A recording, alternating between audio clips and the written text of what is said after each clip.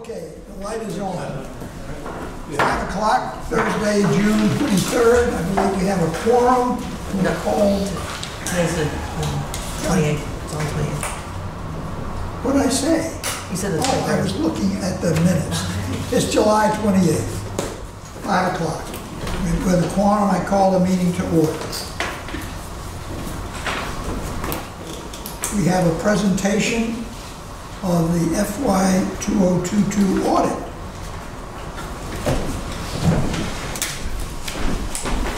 Should we cringe?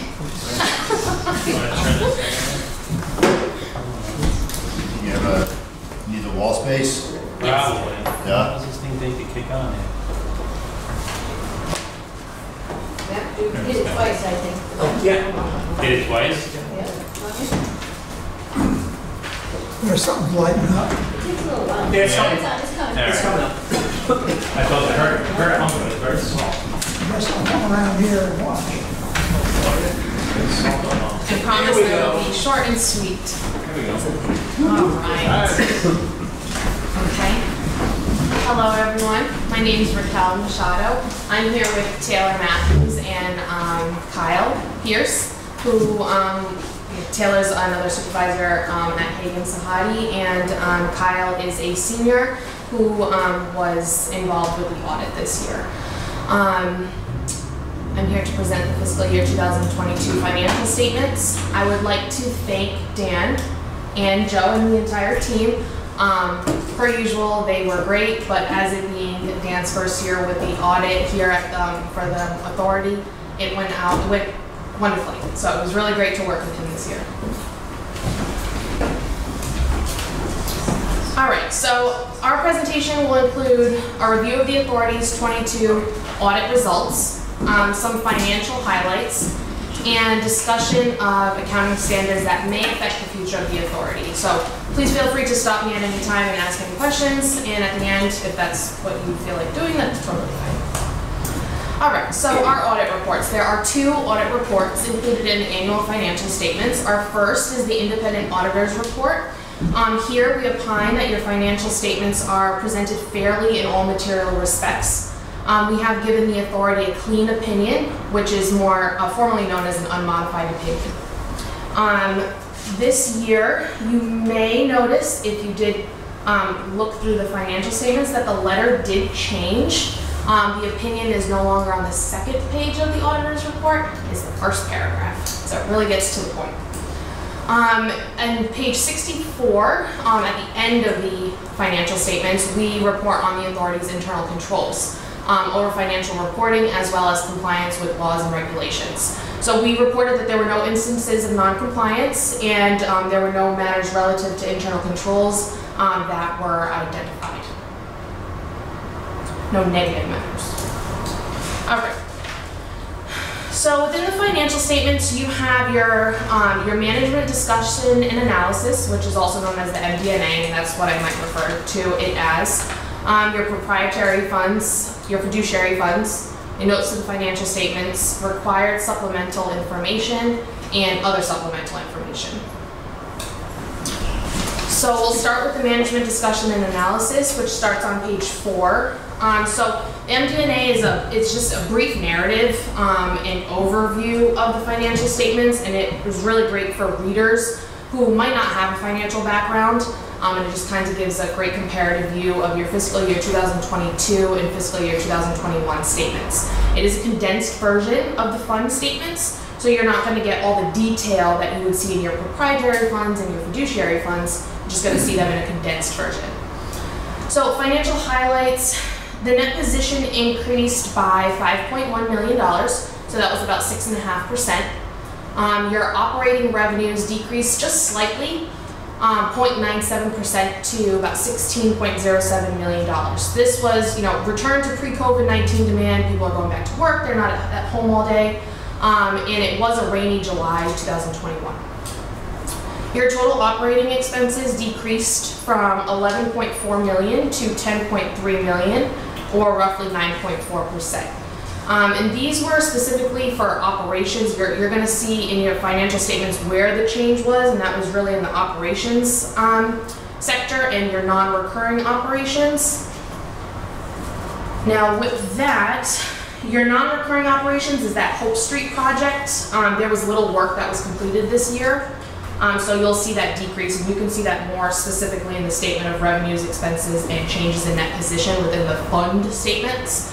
And then your operations itself is your mains maintenance decreased substantially this year. So that's where you're going to see that decrease in expenses.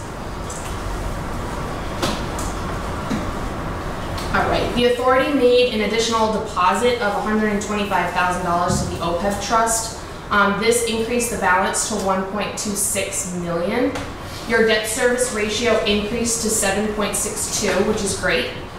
You can see that calculation on page 10. And the authority's capital contribution decreased from $153,000 to $84,000. All right. Could you back that up just Yeah, a of course. second, please? Okay. Good to go? Okay. All right. So your proprietary fund, the authority runs as a business type activity or a proprietary fund. So their accounting methods are very similar to private sector companies. They offer the short and long-term financial information about the authority's activities. So it'll show your statement of net positions, otherwise known as a balance sheet in the private sector industry. It includes your assets and deferred outflows of resources, provides information about the nature and amounts of investments, liabilities and deferred inflows of resources, which provides information on the obligations to the creditors. Evaluates the net position and assesses the liquidity and financial health of the authority. Now your statement of revenues, expenses, and changes in net position, it really just measures the success of the authority's operations. You're going to see your revenues and your expenses. And within that, you'll see your non-operating revenues and your non-operating expenses. So it's going to show your profitability, your creditworthiness, and it's really going to just tell if the authority is successfully recovering costs through its user fees and other charges. And then, of course, your statement of cash flows, which happens to be one of my favorites, provides the information about the authority's cash receipts and cash payments. So it's giving the answers as to where did the cash come from and what was it used for. So those are really important schedules within the statement, within the actual fund statements. So the focus on the statement of net position was that there was a positive net position change, restricted asset. Oh, I'm sorry. Let me just get my page. Apologize. Okay, so some of the main focuses on your statement of net position is that there was a positive net position change. You'll see specifically your restricted assets, your bond proceeds. There was a change here from the previous year to this year because there was a drawdown on bond funds for various projects last year. So you're going to see that there in the capital asset notes, you'll see that that was transferred from CIP and they were capitalized. You're also going to see your net pension usually is a liability. This year, it's actually an asset, okay? This is really due to economic factors. The investments did really well in the pension plans, and this wasn't just for the authority. We did see that in the broad scheme of all of our clients, that we were seeing a lot of the pension liabilities going into the asset portion of your statement of net position. So also your inflows of resources, there were changes in your pension and Opeb inflows of resources, but this is specifically for the actuary. The actuary makes these assumptions, and those changes in the assumptions really just cause the change in the inflows of resources. All right, so the focus on the statement of revenues, expenses, and changes in net position. Like I had mentioned before, it was really just the change in your operation expenses and your non-recurring operations expenses. All right, and cash flows. When you're looking at your statement of cash flows and looking at the comparative view from prior year to this fiscal year, Your purchase of property, plant, and equipment increased significantly, and that really was construction in progress was put into service. And then secondly, your payments on bonds and notes payable, that refunding on the series 2015 in FY21, that's what that change was. But you can see further notes of that in the notes of the financial statements. All right, and your fiduciary funds. So these are used to account for resources held for the benefit of other parties other than the authority. So that's your Opeb plans and your pension plans. And like last year, continuing on, and I just wanted to make note of this as last year, there is the visual difference. So we were used to seeing it a different way, having Opeb and trust fund and the pension trust fund in two separate columns, but they must be combined and presented in one column in the fiduciary funds, and then later in the notes, they are reported separately. So in note 16, this is where you're going to see the breakout between your Opeb and your pension funds. I'm sure what everyone's been waiting for is the Opeb and pension funding. Opeb funding went up this year to 25.05%. Pretty significant increase from last year. And your pension funding is at this moment overfunded of 102.75%, sorry. However, I just want to make note that this may change this fiscal year because of the economy and the market changes, so you can see a bit of fluctuation here. All right, so notes to the financial statement they start on page 19. It includes additional summary of significant accounting policies, your balance sheet accounts, pension and Opeb details, your commitments and contingencies, and subsequent events. But I do like to touch upon our GASB pronouncements that are ever so changing every single year. This year there were no pronouncements that had financial impact on the financial statements. You know, not like when we had to get an actuary for Opeb and pension and you know, the GASB 34 conversion many years ago.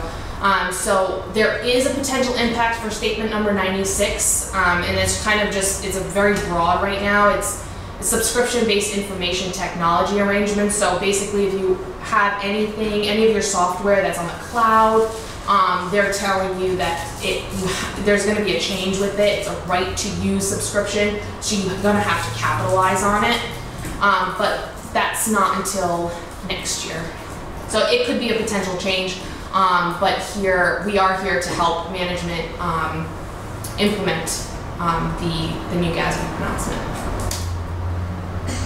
And you know, going further is your required supplementary information, the schedules that are required under GASB 68, so that's your pension and your Opeb, and it presents year-to-year information on different trends in regards to your fiduciary funds. Anybody have any questions? When are we going to be able to take water payments in Bitcoin? I don't know if it's possible. I don't know if we want to.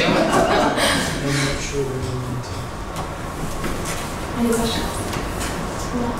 Okay, great. Overall, just the bottom line, how are we looking? Good? Great. Yes, everything is good. Good, thank you. Thank you.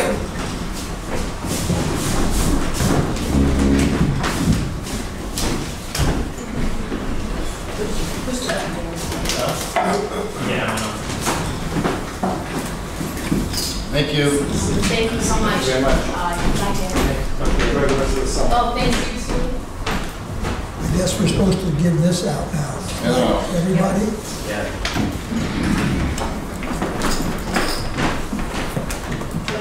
There you go, push again. Press it to There you go. One for the Supposed to get it all. Cheryl. Place to get it up. You got it. Yeah, up there. Okay. All right. Name report, everything looks great. The biggest changes was we was coming up with a cover other than a drip. That's a big improvement. Nice. Right. It's a nice photo of the reservoir and river, which looks vastly different today. It's drying up. What's the audience for this? All the bond. Board, the towns, you send So them to that's the council. the senators, the council members, Yeah. banks get them too. We send them to copies to the libraries. Libraries, yeah. They have a Yeah, suggestion? Send some to East Town hall. Providence. I'm cheap. So I look at this, which is lovely. I have no idea what it cost. The question is it worth it? And I don't know the answer. It'll cost more to do less. But I'm already thinking about getting like half as many, if not We, less, because I'd rather spend more on less and not throw some away. You know what I mean? It just seems Oh, I wasteful. agree with you. Even though it's just spending more money to throw ones away to save money seems crazy to me, but Is this available in a PDF on our website? yes, are getting, it will be, yes. yes. Did they get distributed to the libraries? Yes. So, last year's report, I came in, it was already kind of in the works, so this is We can't blame you our for the first trip. one. And historic, I guess, well, recent history, they ordered like 100 copies of these.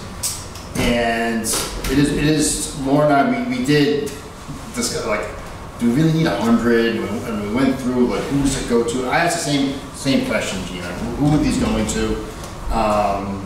And I think we can cut this to probably 50. But But we decided to do 100 this year And and see just how it see. goes. Yes. It would seem to me that 100 is excessive. No, but when you have like I think she's. boxes of them Yeah. sitting in the 3 basement towns, 3 still. libraries, 30 people on the council max. And it goes to the bondholders, the people who have the, Well, they can take it electronic. Right. yeah. Right, more and more people just want this, you know, can take the electronic version too. I mean, I send in the electronic version of the audit. I don't give them, I don't send them the paper copy. I mean, Yeah. I get contacted by TD Bank, they're like, send me a copy, here you go. I get contacted by Webster, you got a copy, here you go. And then they're This is thrilled the with only it. board I'm on where I get paper copies for a board meeting. You could autograph If it. it's in digital, libraries, that's no problem. Okay. All right? Distribution, and you got that of the annual report, public input, anyone who got issues from their councils, what have you? The public, nobody here from the public. Okay, minutes. Entertain a motion for the policy committee meeting. So moved. Second? Any questions, concerns, additions? All in favor, please say aye. Aye. Opposed? It is unanimous.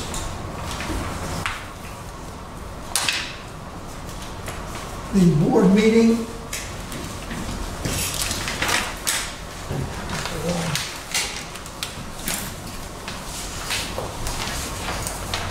Board meeting of Thursday, June 23rd.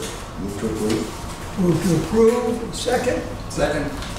Questions, comments, changes, notes? Hearing none, all in favor, please say aye. Negative, nays, it's unanimous.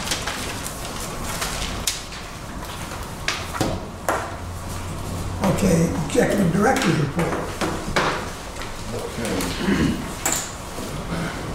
All right, report for July 28, 2022.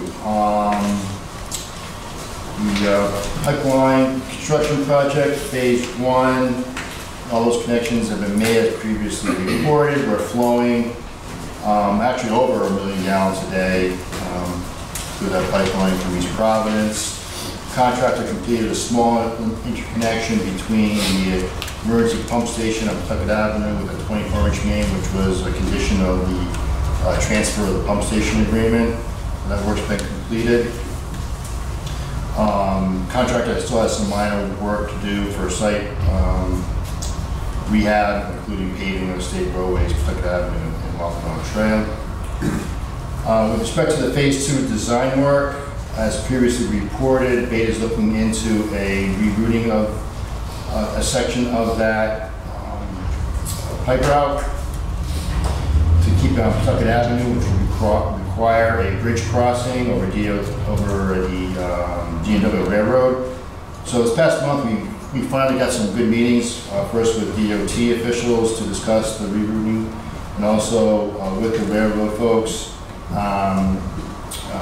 Both don't have an issue with the concept, and so Beta can start moving forward with further survey and design work. So that was a good, both meetings were very productive on that front. You said they don't have a problem with the concept. Right. Does that mean they approve of it being done? Well, they want to see the details, okay, but they're not saying that we can't go that way. That's what they're saying. How did this alternative? Well, I think when they initially looked at the routing, Beta and the authority were looking at trying to stay off the state roadways as much as possible. Yeah. So one of the routes takes a street called Ferris Avenue up in Rumford, and that also there's also an at-grade railroad crossing at that location on Ferris Avenue as well. But when they got into the detail, the actual survey work, the street is very narrow, is loaded with utilities, and to put a 30-inch pipe in this narrow roadway, we essentially would be rebuilding all of East Providence's infrastructure. Not I'd say all of it, but a good part of their water and sewer systems to make it fit. So looking at Pawtucket Avenue, it's wider. There are less utilities actually in the roadway on this section, particularly as you run along Wannamoyset Country Club. There's not much on that side over there. But obviously the biggest impact though is is the traffic impact of being on Pawtucket Avenue, and also then the roadway reconstruction costs. But with that comes a bridge crossing rather than going under the railroad. We have to go over the railroad, just north of St. Martha's Church in Rumford. There's the bridge crossing of the railroad there. And I lost my train of thought. And this route also results in 2,000 feet less of pipe. Right. Yeah. That's Which will offset, Yeah. some of the other costs. We're still waiting to hear back from DOH, which is, key to see how we can go about blending the two water supplies. Been a little frustrated. I'm not hearing back from them. This past month, we've been working very closely with East Providence. They're moving forward with their pipeline inspection using the same company that Bristol County Water did with the Smart Ball. They're going to be doing several Smart Ball travels, only because they have some parallel pipes associated with their transmission line. And they're also going to be putting in this a different type of inspection tool, which is it's a much longer and it kind of swims through the pipeline. But to get that particular unit, through their length of pipeline, which starts back in Cranston, they need a lot of flow. And for them to get that flow capacity, we're going to be using the 24-inch connection that we just built and pull water from East Providence through the 24-inch into Bristol County Water. So we've been doing some flow tests. We had a very positive and successful flow test recently, whereby we shut down our feed from Providence under the river, and we pulled water exclusively from East Providence to the 24-inch main in the heat of summer, in the middle of the day, when both systems have high demand, and we were able to successfully supply our system and with no impact to the East Providence system. Well, there's no charge from East Providence, no adder. This is Providence water, and that gets measured further down the line, right? Right. So, okay. Steve, this is almost an Alex question. What we get through the East Providence connection is the same price to us as what we buy directly from Providence. Is that correct? Well, we'll be getting charged from East Providence For because East Providence is paying for that water. okay, but is the dollar amount per gallon exactly the same? It's going to be a little less. It's a little They have a less. better deal than we do. They do with a different wholesale arrangement down Okay. there. Close, but It's close. they're a little less. Yes. Since we're talking about arrangements, Joe, any thought about the absence of a written agreement between us and Providence Water? Yeah, I don't think it's a problem. I mean, Obviously, we're going a long way without it, so. yeah, I don't think it's a problem. In fact, most wholesale customers don't have agreements because it's regulated by the PUC, and there's a statute that Steve put in his report that guarantees us a certain amount of water from Providence, which would really be the only reason why you would have a contract, because the rate's going to be set by the PUC, Right. and I don't think you could supersede that. You could not supersede that. In the past, when we talked about diverting, they screamed, we're losing revenue. So it's not like they won't sell us the water. If you had, like, I think if you had maybe 2 unregulated utilities, you would have a wholesale agreement. But I don't think that. Okay, I just wanted to Yeah. double check.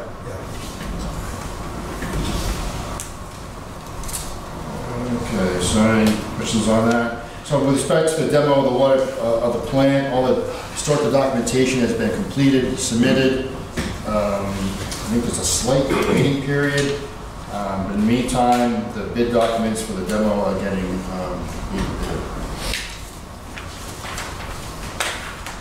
Anything exciting come out of that historical documentation? particularly. Stop there. George Washington. Not No shit particularly. about No. Lafayette.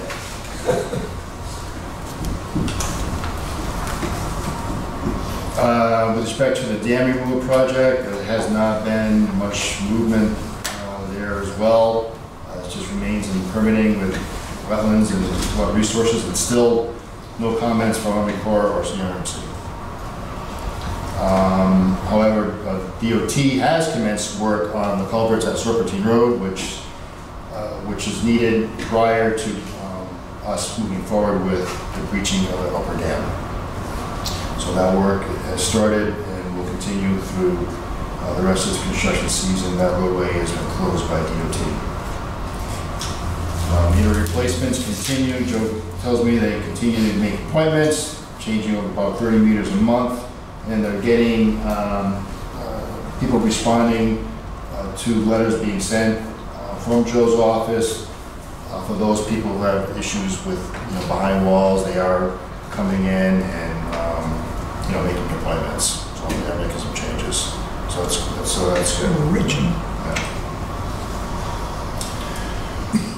With respect to our water purchases, you have the charts in there. For the past month of June, they were up slightly over the 5-year average, the relatively dry month, and using the water for the flushing of the new 24-inch pipeline.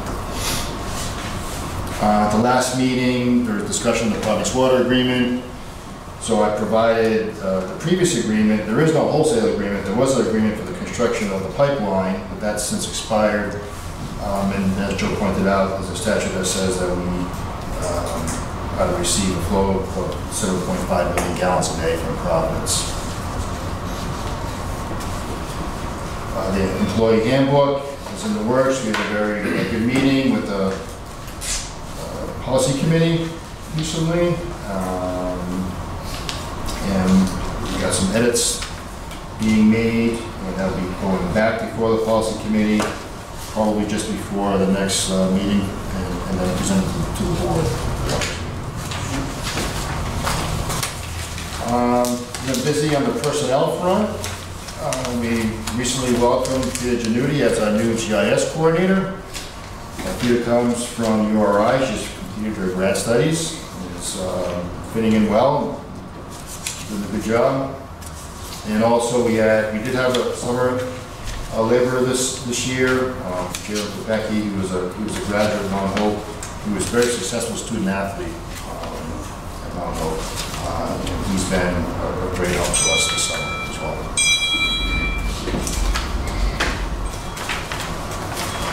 That concludes my report. Questions? Yeah, I have a question about the electrical components for the Oak Street pump station. What are they? It's called the motor control that basically runs the pumps. Okay, Yeah. so it's industrial equipment for the pumps. It's Correct. not- Okay. Yeah. The way it read, I thought it was something about the house itself. and- Oh, no. Okay. Mike? Yeah, that's the bad news, the electrical equipment. Unfortunately, that's the first one that's been documented. We do have other impacts, things that were not anticipated. We had a generator that we anticipated in a couple of weeks, and all of a sudden, just the other day, we find out that that is now pushed out until the fall. So these issues may continue to arise. We hope not. We're trying to, keep a good handle on all the suppliers, but unfortunately, nothing's guaranteed until it's essentially on the truck on its way to the job. Pumps are another major component.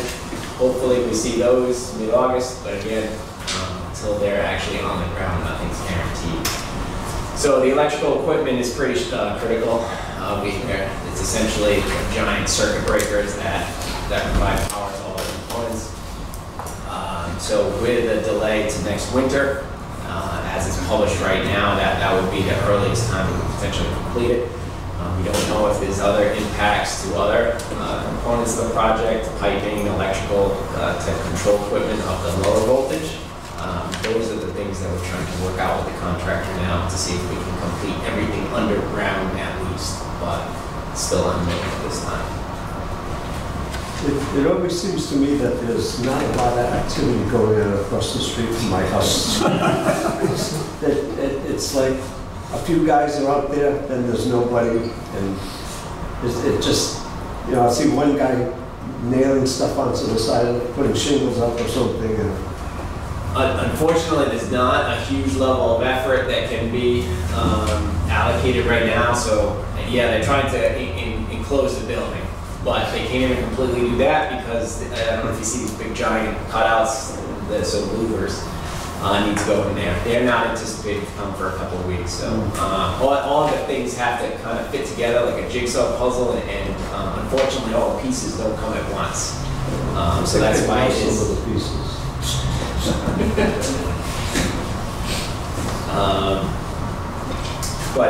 So that project unfortunately won't be completed this fall. So the other big one is Astera. That is pretty exciting. He's not very excited. Share your excitement. So again, very happy to have Vida join the team. Vida put this map together that I provided, and it kind of highlights one of the situations that we're able to find. So costs, right up front, we have 2 documented leaks. The cost for those leaks, which we would never find, they did not surface, they wouldn't have surfaced, carried a cost about $15,000 per year at the wholesale rates of water. So significant just in 2 leaks, and we're going to continue to keep looking. But one leak in particular is, well, first, the overview map. If you see the little black areas kind of highlighting the pipes, that's the information that Astera provided back to us saying, hey, our algorithm is saying something's there. Oh, and every one of those little Every one of these points, it sums up to about 96 clusters. Gotcha. You could picture that as 96 circles, but they just, instead of giving you a circle with a radius, they highlight your asset within the area. So it's an overlay of the point of interest as it intersects with your spatial assets. So that's why they look a little funky, but that's the way they communicate it back to you. So one of these points of interest, central at Bradford, essentially makes an X on the ground. From 400 miles above the earth, they were right on. I mean, this was crazy. This was a large leak, 10 gallons per minute, $10,000 per year. Probably been leaking for at least 5 years, but that's completely unknown. Potentially could have leaked for 2, 3, 4, 5 more years. The water was going into a subsurface drain. We never would have found it. So pretty remarkable little case study here. Now, as far as their level of effort, they provide the technology. The technology is this spatial output. We also procured from them a labor service where they would go out and then look in those points of interest. So unfortunately, we were only able to confirm 2 locations. We did have 2 that happened to surface that we've fixed, and they were near some of these, so they weren't investigated. We have 4 that are suspected that we have to go out and pinpoint, but unfortunately, they didn't find enough in that time frame, so they've agreed to come back after some additional analysis this fall and potentially find more. So. But that was always the way the technology works. They provide the technology and then you still have to go look for it. So we agreed to 1 week of looking and then we figured we would take on the rest with this system overview deliverable. So essentially we're not finding the needle in the haystack, we're finding that needle in a much smaller bucket of hay. If they investigate one of these little black lines, so to speak, and don't find something, does that mean it's not there or they can't find it? Could potentially be both.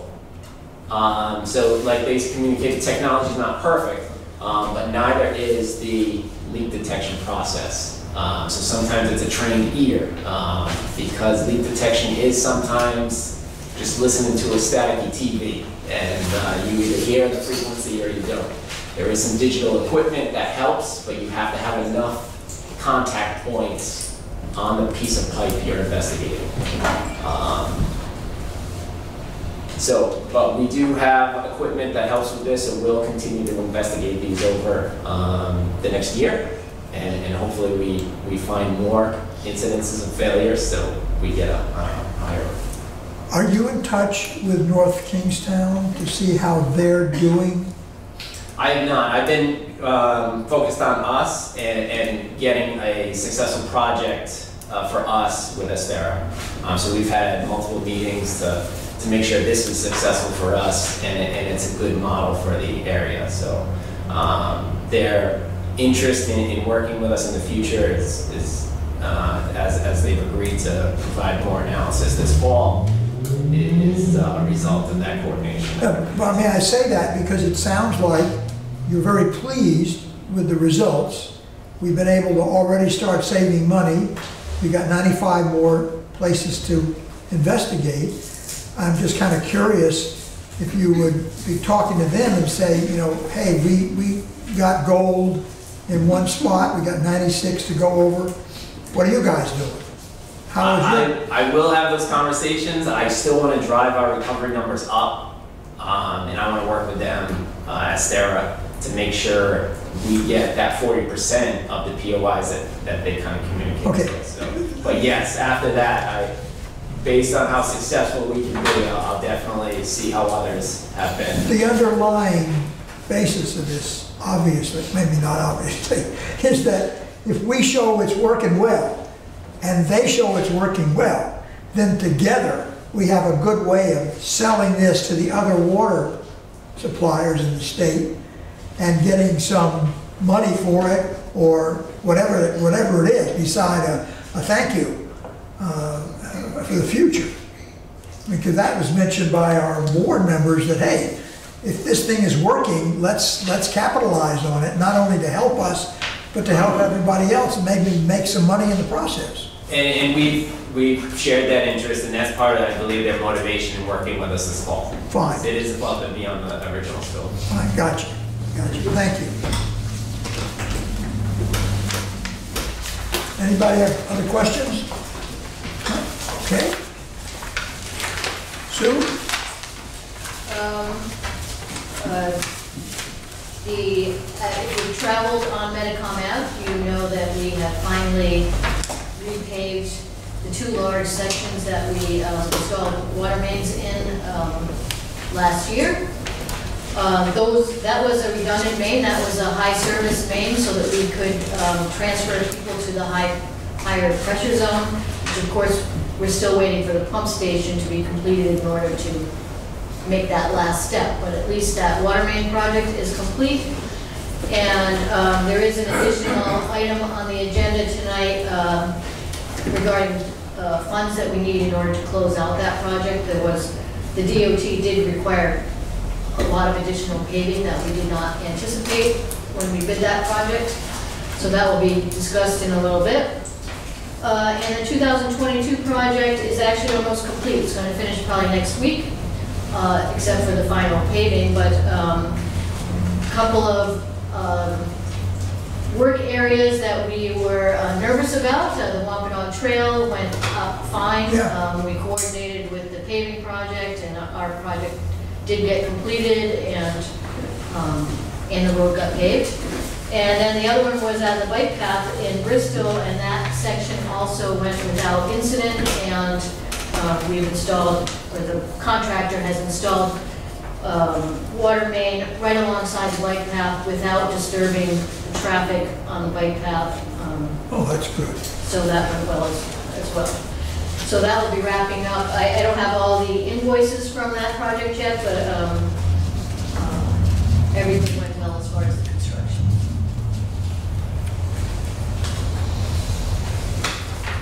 You were made aware that the state was going to repave 114 County Road. It so far is down to the stoplight in Barrington. Is that going to go further? Do you know? Well, they're going to do the other side. They're going to do the whole. No. I understand that. Are they intending to go through town and all the way down, or that's the bottom of it? That's it. Just That's that it. street, yeah. Just Okay. Just curious about that.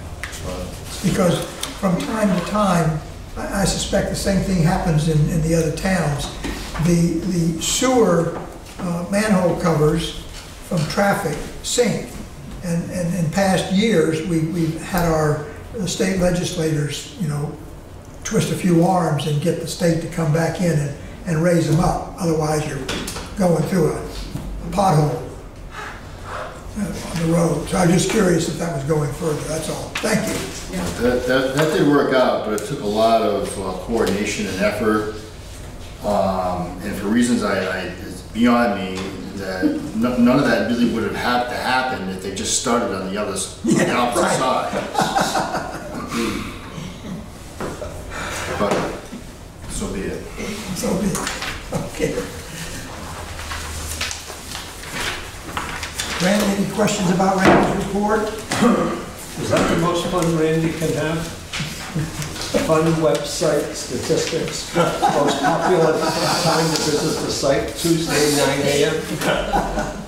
I think he's throwing that in there to see if anybody actually reads his reports. You'll notice that the age comes out of all this because these companies follow every single thing you do in your life. Amazing. Okay. Executive, we've done that financial report.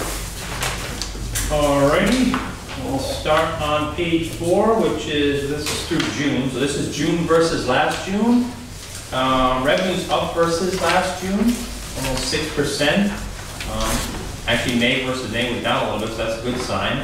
June was kind of a dry month. Expenses were lower than last June by about 3%. It's all really timing, and the 3 major areas were the professional fees, billing and customer service and operations and maintenance expense. The professional fees were lower, largely due to some engineering and consulting bills.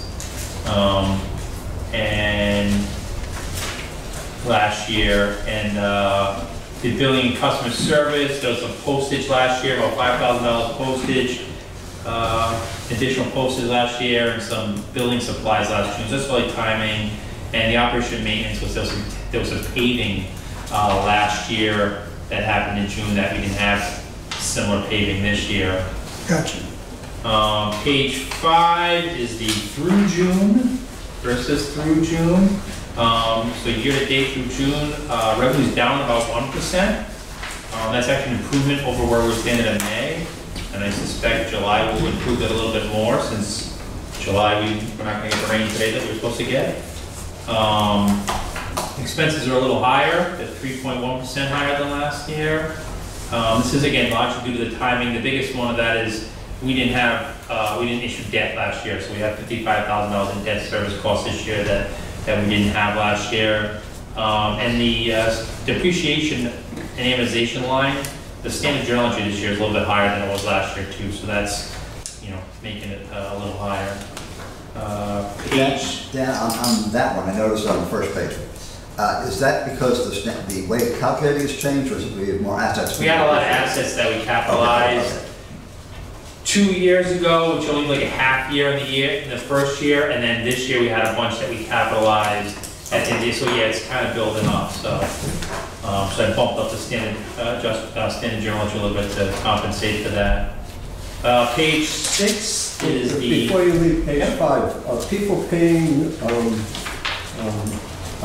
People having a tendency to pay late this year because the interest income in the late payments? No, it was, Joe interpreted this today, it was, late fees were suspended for 18 months or so. During COVID. So this is like the first full, 5 months, whatever we're into. This has a whole, last year there probably wasn't interest during the whole time period.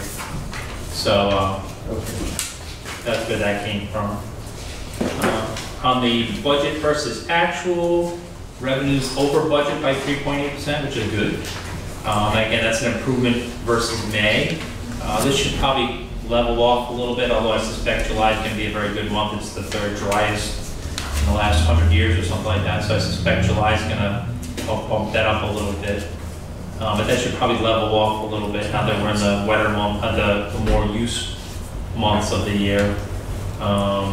Expenses are under budget, about 6.7%. This is a little bit better than we saw it through May, so that's good. That should probably level off a little. Items of note, the office expenses over budget by about $5,000, and that was just, again, that's a timing thing. We had some rug cleaning this year that we didn't have in the past. Depreciation, like I said, is a little over budget due to the bond issue costs going in there in April. There's amortizations in there as well.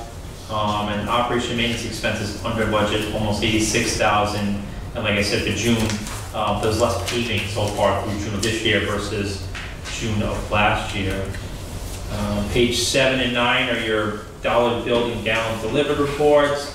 The dollars billed is up 3.57% versus gallons delivered, which is down 1.15%. Those are both improvements from through May, or versus May. And then page 10 is the trust report, where the debt service ratio for June so far is just over 6 at 6.01. 1.25 is what's required. Right. Yeah. And I think that calculation, I think I noticed that when I did, that calculation is a little more conservative. The one we do here is a little more conservative than when we do the one for the final audit, so I like that. Page 11 is, I don't even want to talk about that one, is a pension report. There's another large decrease in June due to unrealized and realized losses. It's also down for the year. June is the end of the plan year, so that's the end of that. I guess they'll probably come out, I think in September they come out and do their little report. But the balance to June 2022 was almost 3.3 million. That's down 226,000 from May. What percentage is that? since the beginning of the year. Well, it's down 1,054,000 for the plan year, so that's about a third, isn't it? Okay. Just under a third. So it's down almost 30% or so for the year, the plan year, so I understand. July 1st through June. Which number are you two looking at? The very last, it's down $1 million versus last year. But isn't that a mix of account value and withdrawals? Yeah. Yeah, there was a couple of decent distributions with Mark, and I think, I don't know what Pam's might have hit, that might have hit early. And, we had a couple of decent distributions out and the unrealized loss. My understanding is that investments generally were down around 20%. Yeah, and that would make sense, that then the other 10% would probably be in the ballpark of Okay. the distributions for the years. Yeah, you're right, 20% is not a good number, but that's what we're just seeing. Any questions, comments? Thank you, Dan. Of course, anyone who has questions can contact him after. Board member town council reports. Hearing none. Okay, modification of the purchasing policy. Move to approve it as presented. Actually, I've got two questions for you before we get to that point. Well, we got a motion. Need a second. Second. Okay, now go. Steve, or you or the assistant executive director authorized to use credit cards or not? If you read the way it has, you approve the use of a credit card, but the ones who can actually use them are a category of individuals on the middle of A27-2, which doesn't include you. And I'm not sure whether it's intended that way or if it's just a drafting oversight at some point. I have a credit card. So, The way I read it is that they can use the credit cards. Where does it say that? It gives the authorization. To approve completed credit card The request purchases. for, right, the request for, and then the following personnel shall have the authority to make purchases using a company credit card, which to me are two different things. What pages are you referring? those folks are other than those listed above. So by inference, I read numbers 1 through 5 as having the ability to use credit cards. And in addition, the people, If it's in addition, I 1 through agree. 4. Yeah, but it's different wording. Well, how about if we clarify that and It's- approve it subject to It's really for clarification? Steve's protection that he isn't charged with a misdeed and using it when it isn't clear in the language as I read it. Well, I think if you inserted to use and or approve, it would do it. Anything to that end, yeah. Okay, so we can vote to approve with this modification being made, and we'll leave the final language choice, get some legal opinion of this and get it squared away. Alan, a question for you. Certain categories of actions require participation by someone from each of the towns, and I don't know what that category is. At the very end of this policy, or not, on page 827-3, it says, the board of directors shall affirm by majority vote all bid awards of 25,000 or more, which doesn't say anything about someone from each. So does that, did you have no one from one town? I don't know. I don't have the I answer. think that's only in electing the officers. No, there are certain purchases as well. Where are you from? In A27-3, it's the next to the last page in the policy, and the very bottom of the page. Second to last line.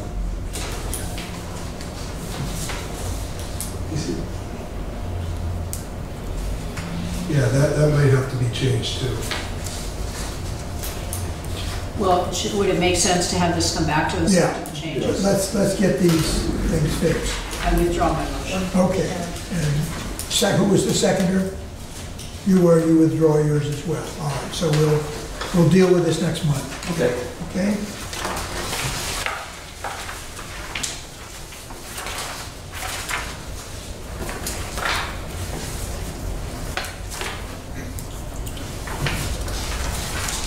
you're looking for an approval of an increase in the dam or construction? Yes, close out the contract. As Sue mentioned before, ways and additional work required by DOT. Also, the mill and overlay work is not actually included in the initial contract by DMR. So let's get a you're looking motion. for approval of $350,000, correct? I move to approve in that amount. Second. Okay, a second. Any other questions, comments? A question for Joe, and I think the answer is no. When we begin a project, approve it, begin work, and then the municipality or state changes the rules of the game, we're in the middle of it. Do we have any recourse? Such as, what do you mean? We start out and there's one requirement in terms of repairing the road, and then they change it totally, which is what happened here. And we're in the middle of a project, we budgeted one way, we planned one way, and then they say, no, you've got to do twice as much. You know, these are two corporations dealing with each other, there'd be some recourse. I don't know about municipal law. Theoretically, I guess. I'm just thinking out loud. It's a lot of money. Yeah. Theoretically, you could. I guess it would depend on how much you wanted to. You hit the town. Well, that and spend. How much you Right, spend? I know. Yeah. I mean, Or in other words, saying, hey, you're changing the rules, and this is a tight thing, make the rule change effective after we finish this project. Grandfather us in. Yeah. yeah. Yeah, I mean, I think they institute these rules, but it's fairly frequently, and it's fairly recent, and they're just implementing them now. I think going forward, I think the engineers that do these projects, and even us, will be able to almost better estimate, what's going to be required, or potentially be required. I mean, I think it was basically an underestimation in the engineers' quantities for roadway repair. Well, the price of asphalt has gone up The substantially. price of asphalt's gone up. And one of the things to it, and it's a minor amount, but it's still money to our ratepayers, is and we pay money for our own inspectors on the job. Yeah. DOT then also requires us to pay for their inspector on the job. That seems crazy. Maybe we should try to get our legislators to introduce legislation that prohibits them from doing that. And That as long as we pick an inspector that is agreeable to them, one inspector should I suffice. agree. I think we should ask for legislation. I think it's something that I've talked to staff about, to stop pulling those costs together that we've expended on some of these recent projects, and really quantify these, because it's I really don't see the value of it. Particularly when we're already paying for one inspector. And the thing is, we can't get their reports from their inspector once we file an opera request at the DOT. Aren't the inspectors all state certified? Well, you could solve that by hiring one that they agreed to. Yeah. These are inspectors from other engineering firms that DOT hires. They're not DOT personnel. Yeah. But At the very least, it seems to me you could say to them, look, we need to hire an inspector, you need to hire an inspector, let's agree and hire one inspector. Right? And they're going to say we need our own inspector to look out for our interests. Yeah. But I Right. mean, the way Exactly you what they said it, Gina, the way you said it was they would have to approve our inspector. But if we have a state certified inspector, we don't need their approval. Just get them to say if you use a certified We're trying inspector. to cut down money. I think we need to either come together with them on an agreement, or we need to get legislation that forces them. That's a good point. So, all right, something we can work on. Yes. Do we vote on that? No. Did you vote on the amendment? No, we're going to vote on the 350. That's still viable. I mean, you need that. 350, Right. cover any other, Any other comments or questions? Do you want to have an amendment that says add these other things? I think staff's got the no. got the information to deal with. Okay, all those in favor of the 350, please say aye. Oh, wait a minute. Raise your hand. It's unanimous. Thank you. And I I just have, see, what steps do we have to take to hopefully make sure this type of thing doesn't happen again? Or is it just a wild card? Well, just like I said, I think going forward on bigger state, when we're doing work on state roads, I think we'll be better prepared to know in advance of their requirements. And also, a big part of this is the mill and overlay, and really, we should have been before the board prior to doing the work, because it was not part of the initial contract. The thought process was we would potentially do it under our blanket paving contract, okay? But Denver came in with a competitive cost to that, and they do paving, and it made sense, particularly they did the work on the road, the utility work, that they would be responsible for the ultimate paving too.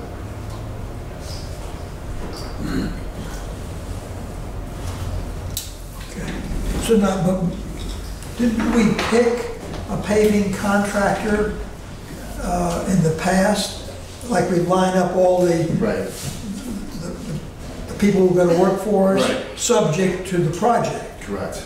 So do we have a problem because we didn't use that person? No. In fact, that contract had actually expired. Oh, okay. Prior to this, so we would have had to either renegotiate with the low bidder. We tried that. It was Cardi at the time. They came back with a higher price. To do this work. So it made sense to go with it. Or rebid for the whole entire year, but we didn't have enough paving other than this job to do a blanket contract again. Gotcha.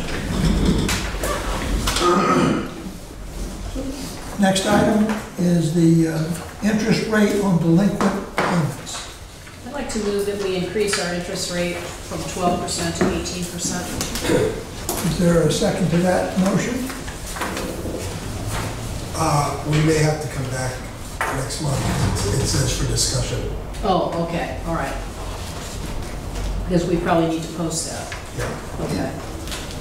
Well, my thought process there is that not only does it cost us money because we haven't been paid properly, but it costs personnel time to chase down these delinquent customers. And given the fact that we're the only small water utility that's charging 12%, I think 18% makes more sense. But we can discuss that next time. I think it's an outrageous amount of money to charge for a late fee, 18%. They pay the bill on time, they pay zero.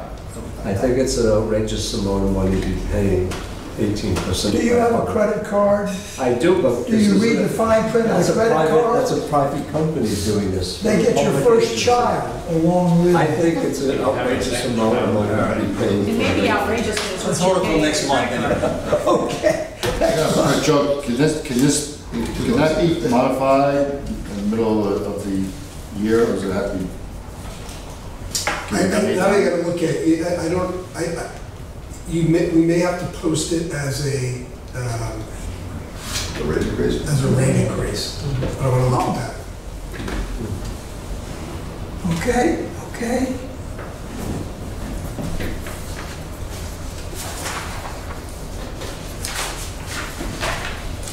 Well, if it's a rate increase, it's been our policy to have a public hearing. Yep. So we could then do that at the same time. Yes, that's what I want to look at. That was my thought. If we were going to raise this, then we would do it at the next rate cycle. Yeah, you can do that too. I mean, that's typically done in January. We usually do that at the January meeting and then in effect for March. Yeah. But we could do that. But you can do it. You do it now if you want. I mean, yeah. Particularly since costs are increasing across the board. Well, if we agree to it next month, we would vote to do it, then it would be done in September. At a public hearing. Have a public hearing in September, and you could vote on Yeah, it. well, we might be able to do it, you might need to have a public hearing in time for the August meeting. I just gotta take a look at it. Yeah, okay. Can we get a larger survey of the public water utilities in Rhode Island? That's what they charge as opposed to just these 8. What about the gas and electric? What do they charge? I presume that's available information. I never look on the bill. You're not gonna be happy, Juan, no matter what it is, if it's more than 12%. Gina, I don't know what you would know about my being happy or not. Well, I just am What listening makes to me you. happy? For I'm your not stating, information. I'm just stating that 18% I think is outrageous. We would need all the And information. if we go to 18%, I want to have comfort knowing that there's a large majority of the water suppliers out there that are charging 18% or even higher. You're not the only Scrooge in town. Something similar though. Okay. It's separate, but. Next item is drought management. I had asked that that had been be put on the agenda. I thought that was interesting, and Because that was It's, query that was made to we've me. got some calls. I only got a call. Yeah. I actually got a call from the local reporter. well, a lot of people remember when the water authority would cut back your ability to water the lawn pretty dramatically. And some you may remember, we had the water hog. We went around and got everybody to put in faucet circle little things to cut down the flow and bricks in their toilet. We went to extremes. What's our average now? Is it still 43 to 45? Yes. Yep. We're the lowest, we are the lowest per capita usage of any water authority in this entire region. All the more reason we need to increase our delinquency rate. Well, I'm just saying, we went out of our way to work on all that, And I think people. and we pay got it attention. down, and people cooperated.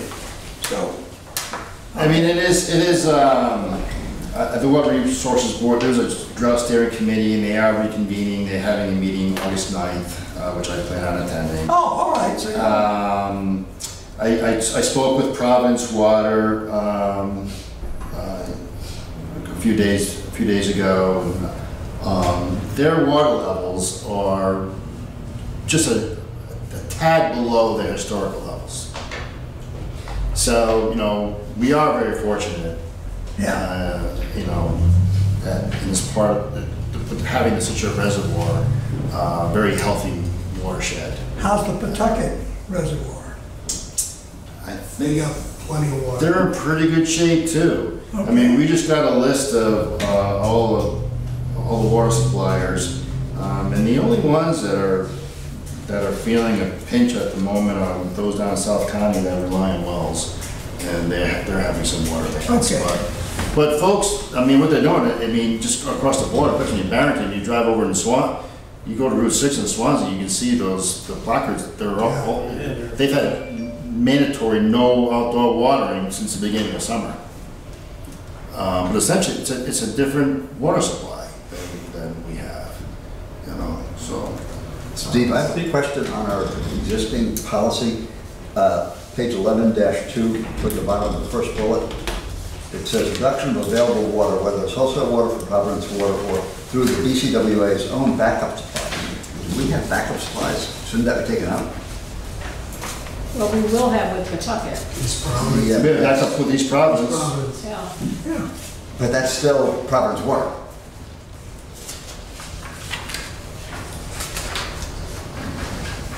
I mean, this made sense when we did have an alternative, and we will have one again in Pawtucket, although I'm not sure that'll happen in drought. Technically, it is an interconnection with East Providence, even though it is Providence, so it's labeled under the health department as an emergency interconnection with the city of East Providence. But for purposes of pipe failure, and maybe not drought, I don't know, it's semantics to some extent, but. We can definitely commit it. So at this stage of the game, our reservoirs, our supply reservoirs are full. And I know they're. Well, that's what he just said, the supply reservoir is the Situate reservoir, is essentially full. Yeah, Situate is in fantastic Okay, condition. and the alternate that we're working on, Pawtucket, is essentially full. Right. And so we're not suffering in that regard, unless we want to give people, you know, brown paint, spray paint to sort of make their yards look a little distressed make us feel better about it. Should we cut back? That's the question. Is there any reason that we should tell people not to water their lawns? Well, I think if you were asked, you should say, be prudent, because the region's in a drought. Fortunately, we have adequate supply at this point. Maybe that's the press release. I don't think we should do a press release, but I think we should have one ready to go if you're asked for comments. I spoke with Josh Bickford, and I referred him to the Water Resources Board drought page, and they have good conservation measures as well. So, but I did tell him that you know, the reservoir is very healthy. So at this point, that we're not asking people to take any measures. Well, historically, you know, everybody hates Barrington anyway, and if we have green lawns, that's just going to reinforce there. Nobody's. A lot of people I know in Barrington, I know other places, have shallow irrigation wells. Yeah, right. So You can't do that in Bristol, you hit shale. Would it be helpful to have some information like this up front on the website? I haven't looked at the website, it might be there. Because I've had some people in the town come up to me and just ask me where we are relative to the drought. So, you know, I just see people concerned about what they're seeing.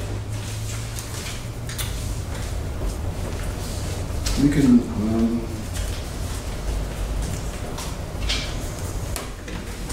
Either prepare a press release or put something out on the website. Just similar to, I guess, what's here. I'll coordinate with you, Yeah. because I'll be putting something about this in the Tri-Town report tonight. So that'll go to the councils. We can sort of put something together. All right. Fair enough. Is there anything, when we come back from the executive session, are we going to take any action other than sealing the minutes there? Nope, just sealing the minutes. Okay, so it's 6:14, a motion to enter executive session. And this has to do with the litigation on North Farm, Rhode Island General Law 42465A2. There's a second to the motion. Bill? Second. All those in favor, raise your hand. At 6:14, we'll take just a few minutes, and then we'll come back and get that.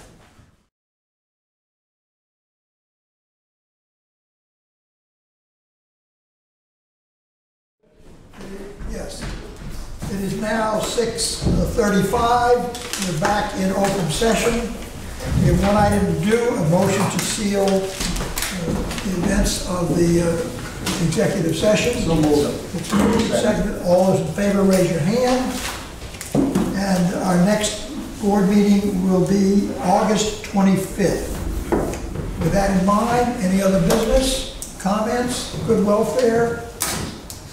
Remember those days? All in favor of dissolving the meeting, say thank God.